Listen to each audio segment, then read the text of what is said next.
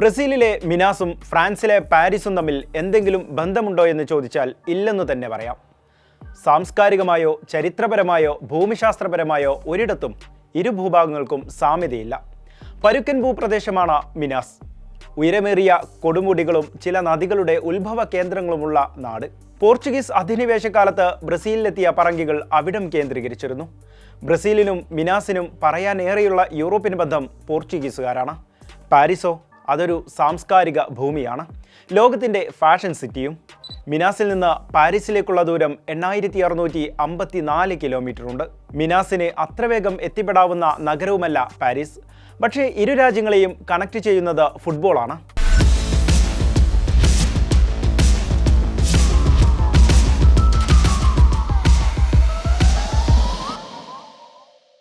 Football ഇതിഹാസം പെലെയാണ് മിനാസിൻ്റെ പുത്രൻ. പാരീസിൽ ഫുട്ബോളിൻ്റെ പുതിയ അവതാരമുണ്ട്, സാക്ഷാൽ കിലിയൻ എംബാപ്പെ.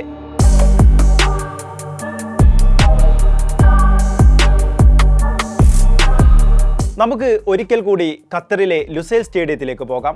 അഥവാ 2022 ഡിസംബർ 18 മനോഹരമായ രാത്രി. ഫുട്ബോൾ ലോകകപ്പിലെ ആവേശം എന്താണെന്ന് തിരിച്ചറിഞ്ഞ ലോകകപ്പായിരുന്നുവല്ലോ അത്.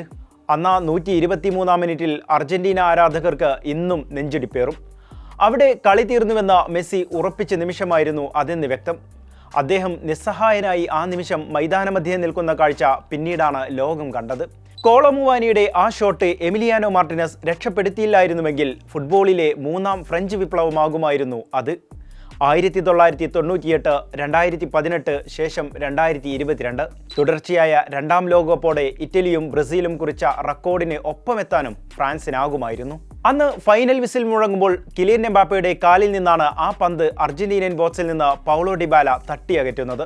ലക്ഷ്യത്തിലേക്ക് തൊടുക്കാനാകാത്തതിന്റെ നിരാശ കിലിയൻ എംബാപ്പയുടെ മുഖത്ത് കാണാമായിരുന്നു. ത്രില്ലിംഗ് മത്സരം പെനാൽറ്റി ഷൂട്ടൗട്ടിലേക്കും അർജന്റീന തങ്ങളുടെ മൂന്നാം കിരീടം ഷെൽഫിലേക്ക് എത്തിക്കുന്നതുമായിരുന്നു പിന്നീടുള്ള കാഴ്ച.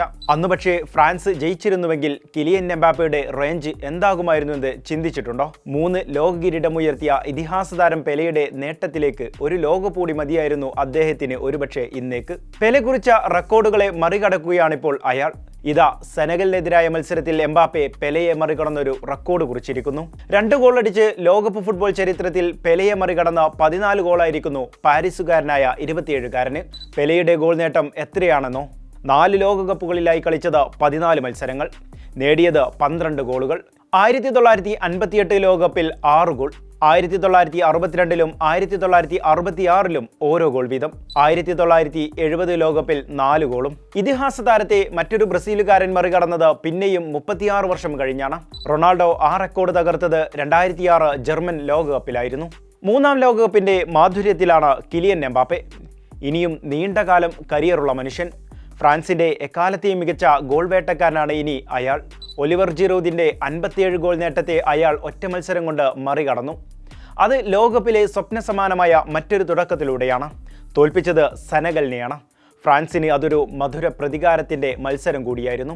2002 കൊറിയ ജപ്പാൻ ലോകകപ്പിലെ ഫ്രാൻസിന്റെ ആദ്യ മത്സരം. സോളിലെ വേൾഡ് കപ്പ് സ്റ്റേഡിയത്തിൽ നിലവിലെ ജേതാക്കളായിരുന്ന ഫ്രാൻസാണ് ഒരു ഭാഗത്ത്, മറ്റൊരു ഭാഗം സെനഗലാണ്. ഫിഫ റാങ്കിങ്ങിൽ 1-ാം സ്ഥാനക്കാരാണ് അന്ന് ഫ്രാൻസ്.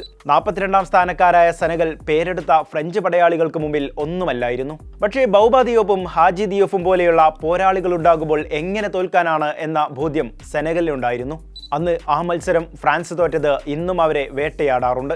ലോകകപ്പ് ചരിത്രത്തിലെ തന്നെ ഏറ്റവും വലിയ അട്ടിമറികളിലൊന്നായിരുന്നു അത്. 2 ലോകകപ്പ് ഫൈനലുകളിൽ ഗോളടിച്ച അപൂർവ താരങ്ങളിൽ ഒരാളാണ് എംബാപ്പെ. 2018 ലോകകപ്പിൽ 1 ഗോളും 2022 ഖത്തർ ലോകകപ്പിൽ 3 എണ്ണവും. ഒരു ലോകകപ്പ് ഫൈനലിൽ ഹാട്രിക് നേടിയ രണ്ടാമത്തെ മാത്രം താരവുമാണ് കിലിയൻ എംബാപ്പെ. ജിയോഫ് ഹഡ്സിന്റെ നേട്ടത്തിനൊപ്പമാണ് താരം എത്തിയത്. ലോകകപ്പിൽ 2 അതിലധികമോ ഗോൾ നേടിയ 5 മത്സരങ്ങൾ അദ്ദേഹത്തിന്റെ കരിയറിന് ഭംഗിയേറ്റുന്നുണ്ട്. ഖത്തർ ലോകകപ്പിൽ ഗോൾഡൻ ബൂട്ടും റഷ്യൻ ലോകകപ്പിൽ മികച്ച യുവതാരത്തിനുള്ള പുരസ്കാരവും എംബാപ്പെ സ്വന്തമാക്കിയത് സ്വന്തം പ്രയത്നത്താൽ മാത്രമാണ്. ഫ്രാൻസിന് വേണ്ടി അയാൾ തന്റെ പരമാവധി പൊരുതുകയാണിപ്പോൾ. സെനഗലിനെതിരായ മത്സരത്തിലെ ആദ്യ പകുതിയിൽ എംബാപ്പെ നിറം മങ്ങിയത് കണ്ട് ആരാധകർ വിഷമിച്ചിരുന്നു. പലയിടത്തും അയാൾക്ക് പിഴക്കുന്നത് കണ്ട് ആരാധകർ തലയിൽ കൈവച്ചു. 4-ാം മിനിറ്റിൽ സെനഗൽ പ്രതിരോധ താരങ്ങളുടെ ഭീഷണിയില്ലാതെ എംബാപ്പയ്ക്ക് പന്ത് ലഭിച്ചതാണ്. പക്ഷേ അതിവേഗം പന്തുമായി മുന്നേറാനുള്ള എംബാപ്പയുടെ നീക്കം പരാജയപ്പെട്ടു. പന്ത് നഷ്ടമായതിനു പിന്നാലെ സെനഗൽ പ്രതിരോധ താരങ്ങൾ ഒപ്പമെത്തി. മത്സരത്തിന്റെ ആദ്യ മിനിറ്റുകളിൽ തന്നെ ഫ്രാൻസിന് വെല്ലുവിളിയാകാൻ സെനഗൽ മുന്നേറ്റ നിരക്ക് സാധിച്ചു. മത്സരത്തിന്റെ ആദ്യ 30 മിനിറ്റുകൾ പിന്നിടുമ്പോൾ സൂപ്പർ താരം സാദിയോ മാനെക്കൊപ്പം നിക്കോളാസ് ജാക്സണും ഇസ്മായിലെ സാറും സെനഗലിനായി തന്ത്രങ്ങൾ മെനഞ്ഞ് കളം നിറഞ്ഞു. മധ്യനിരയിൽ കളിമെനഞ്ഞ ഫ്രാൻസിനെ ആദ്യ പകുതിയിൽ തളച്ചിടാൻ സെനഗൽ പ്രതിരോധ താരങ്ങൾക്കുമായി.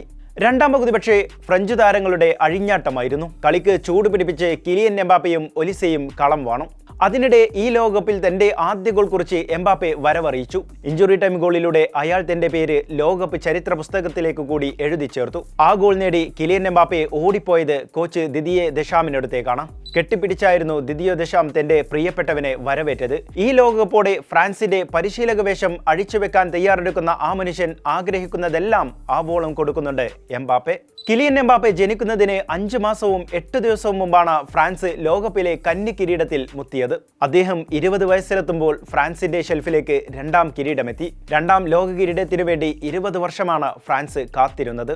അഥവാ അന്നത്തെ എംബാപ്പയുടെ പ്രായത്തോളം. ക്രൊയേഷ്യയെ തോൽപ്പിച്ച ആ മത്സരത്തിൽ ഫ്രഞ്ച് സംഘത്തിനു വേണ്ടി 65-ാം മിനിറ്റിൽ അയാൾ ഒരു ഗോളും അടിച്ചു.